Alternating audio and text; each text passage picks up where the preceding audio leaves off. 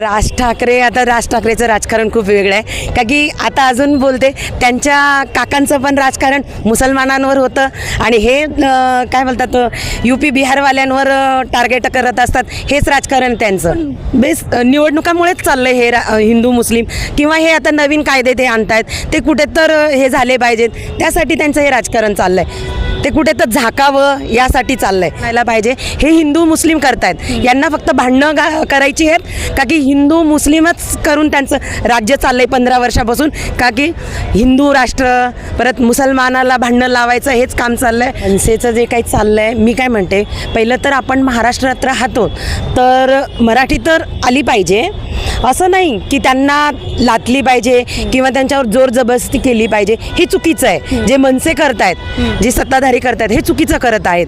मराठी आली पाहिजे आणि कसं आहे कोण्या भाषेला म्हणजे मराठी प्रत्येक ठिकाणी नाही चालत पण महाराष्ट्रात राहतात तुम्ही 10-15 वर्ष तर तुम्हाला मराठी पण आली पाहिजे.